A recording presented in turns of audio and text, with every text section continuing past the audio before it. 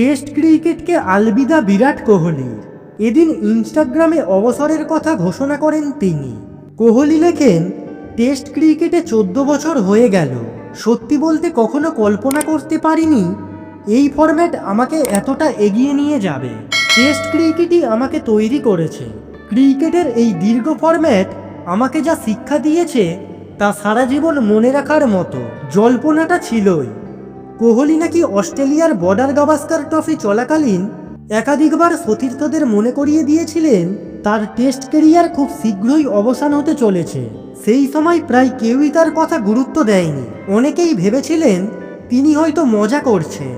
সম্প্রতি রোহিত শর্মা অবসর নেওয়ার পর শোনা যায় কোহলিও দীর্ঘতম ফরম্যাট থেকে অবসর নেওয়ার সিদ্ধান্ত বিসিসিআইকে জানিয়েছেন।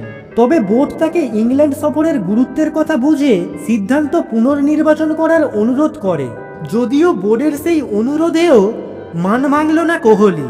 নিজের সিদ্ধান্তে অটল থেকে টেস্ট ক্রিকেট থেকে অবসর ঘোষণা করে দিলেন তিনি। কোহলি লেখেন, সাদা পোশাকে খেলাটা একেবারেই ভিন্ন অভিজ্ঞতা।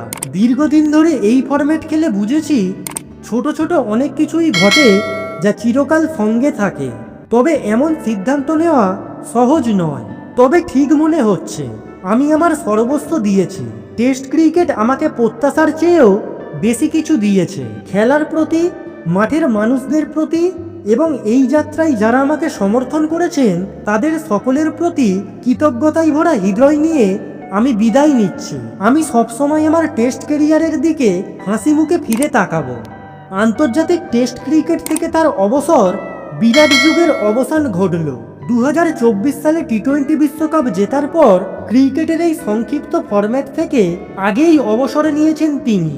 123টি টেস্ট ম্যাচে তার রান 9230, গড় 46.85। বিরাটের নামের পাশে জলজল করছে 30টি সেঞ্চুরি, 31টি হাফ সেঞ্চুরি, ডবল সেঞ্চুরি করেছেন 7টি।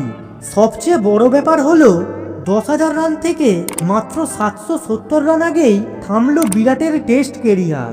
অর্থাৎ অবসরের সিদ্ধান্ত নেয়ার আগে ব্যক্তিগত রেকর্ডকেও গুরুত্ব দেননি তিনি। এই ধরনের গুরুত্বপূর্ণ তথ্য জানতে চ্যানেলটিকে অবশ্যই সাবস্ক্রাইব করুন। আপনাদের সাপোর্টই আমাদের চলার পথের হাতিয়ার হবে।